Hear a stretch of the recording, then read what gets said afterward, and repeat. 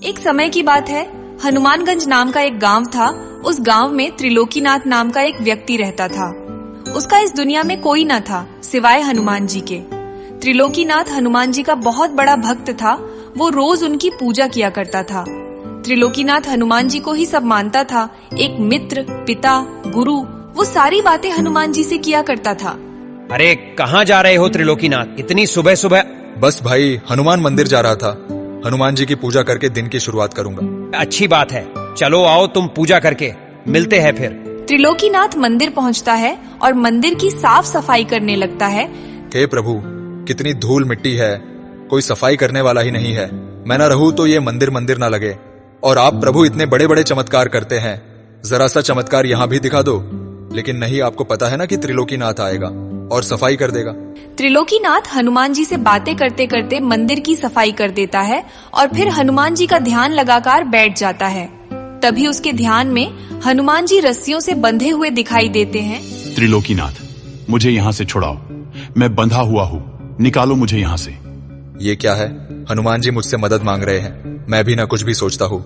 त्रिलोकीनाथ इस बात को एक बुरा ख्याल सोचकर मंदिर से बाहर चला जाता है, लेकिन अभी भी उसके दिमाग में वही ख्याल घूम रहा होता है। तभी उसे रघुनाथ मिलता है। क्या हुआ भाई? मंदिर से पूजा करके आए, लेकिन लगता है मन को शांति नहीं मिली। दिमाग में कुछ उथल पुथल चल रही है क्या? हाँ भाई, क्या बताऊं। आज बजरंगबली का ध्यान कर रहा था तो मैंने एक दृश्य देखा कि हनुमान जी एक रस्सी में बंधे हुए हैं और मुझसे मदद मांग रहे हैं। भाई, हनुमान जी को तुम्हारी मदद की कब से जरूरत आन पड़ी, और उन्हें बांध कौन सकता है? जरूर ये ख्याल तुम्हारे मन में ऐसे ही आ गया होगा। बात तो तुम सही कह रहे हो। ये बोलकर त्रिलोकीनाथ वहाँ से अपने घर आ जाता है। संध्या होती है। सारी दिनचर्या खत्म होने के बाद त्रिलोकीनाथ खाना खाकर सो रहा होता है। त्रिलोकीनाथ को फिर से वही स्वप्न आता है। त्रिलोकीनाथ, मुझे यहाँ से छुड़ाओ, मैं बंधा हुआ हूँ, निकालो मुझे यहाँ से। आप कहाँ हो प्रभु? मैं मंदिर के पीछे आम के पेड़ में फंसा हुआ हूँ, मुझे यहाँ से निकालकर मंदिर में स्थापित करो। ये कैसा स्वप्न है? लगता है हनुमान जी स्वप्न के माध्यम से मुझसे कुछ कहना चाहते हैं। ये बात कल मुखिया जी के आगे रखनी पड़ेगी। अगले दिन त्रिलोकीनाथ ऐसा ही करता है। वो गांव में पंचायत बैठाता है। सभी गांव वाले वहाँ खड़े होते हैं। क्या हुआ त्रिलोकीनाथ, आज पंचायत क्यों जमा की है? बात थोड़ी गंभीर है मुखिया जी। कल से मुझे बार बार हनुमान जी स्वप्न के जरिए बता रहे हैं कि वो मंदिर के पीछे आम के वृक्ष में फंसे हुए हैं। उन्हें वहां से आजाद करके मंदिर में स्थापित करना है। इसीलिए मैं आपसे ये निवेदन करना चाह रहा हूँ कि उस वृक्ष को काट के उसमें से हनुमान जी को निकालकर मंदिर में स्थापित करना होगा। क्या पगला तो नहीं गए हो ना त्रिलोकीनाथ? माना कि तुम हनुमान जी के भक्त हो, लेकिन ऐसा भी नहीं है कि तुम कुछ भी बोलो और हम मान ले। अपनी इस बेफिजूल के बात के लिए तुमने पंचायत का समय बर्बाद किया है।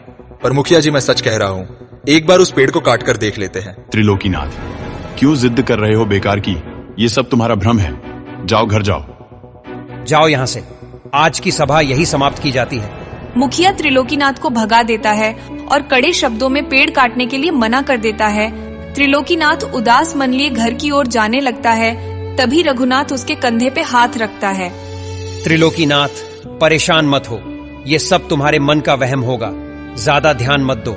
और वैसे भी वो आम का वृक्ष मुखिया जी का है, और पता है उस अकेले वृक्ष से कितने फल आते हैं। वो तुम्हारी बात पे वृक्ष तो नहीं काटने वाले। ज्यादा सोचो मत, जाओ आराम करो, सब ठीक हो जाएगा। ये बोलकर रघुनाथ वहाँ से चला जाता है। लेकिन इस बात से त्रिलोकीनाथ को अभी संतुष्टि नहीं मिली थी। उसका मन अभी भी व्याकुल था। भाड़ में जाए मुखिया जी और सब। हनुमान जी ने मुझसे बोला है, वो मुझसे मदद मांग रहे हैं। कोई नहीं साथ देगा तो भी मैं उनकी मदद करूंगा। त्रिलोकीनाथ किसी की बात नहीं मानता। वो एक कुल्हाड़ी उठाता है और उस पेड़ को काटने के लिए निकल पड़ता है। मंदिर के पीछे पहुंचकर बजरंगबली का नाम लेकर त्रिलोकीनाथ उस पेड़ पर कुल्हाड़ी चला देता है। उसे ऐसा करते हुए गांव का एक व्यक्ति देख लेता है और वो भागता हुआ जाकर सभी गांव वालों को ये बात बताता है और सबको इकट्ठा करके ले आता है। जय बजरंगबली, जय बजरंगबली। कोई बात नहीं प्रभु, कोई आपकी मदद नहीं करेगा तो क्या मैं भी नहीं करूंगा? मैं अवश्य निकालूंगा आपको इस वृक्ष में से। हाँ त्रिलोकीनाथ, तुमने ये क्या किया? तुमने अपने पागलपन्ने की वजह से मेरा इतना सुंदर वृक्ष काट दिया। मैंने पंचायत में कहा था ना कि कोई वृक्ष नहीं काटेगा। त्रिलोकीनाथ, तुम ये कैसी हट कर रहे हो? तुम इतनी मूर्खता का काम करोगे, हमें अंदाजा नहीं था। पर भाइयों, मैं सच कह रहा हूँ, मेरे स्वप्न में हनुमान जी आते थे और इसी वृक्ष को काटने के लिए कहते थे वो यही कहीं कैद है। अच्छा, तो तुमने इसलिए ये वृक्ष काट दिए? तुम्हें दिखे कहीं हनुमान जी? कहाँ हैं?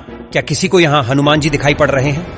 त्रिलोकीनाथ, तुम्हें इसकी कीमत चुकानी पड़ेगी। ये बात चल ही रही होती है कि तभी हनुमान जी की एक सुंदर प्रतिमा उस वृक्ष के तने से प्रकट हो जाती है, जिसे देख सभी गांव वाले भौचक्का रह जाते हैं। किसी को अपनी आंखों पर विश्वास नहीं होता।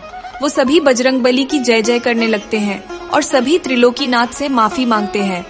अब सभी गांव वाले पूरे सम्मान सहित वृक्ष से प्रकट हुई हनुमान जी की प्रतिमा को मंदिर में स्थापित कर देते हैं। तब से हनुमान जी की कृपा से पूरे गांव में सुख शांति छा जाती है और त्रिलोकीनाथ को गांव में एक अलग ही सम्मान मिलने लग जाता है।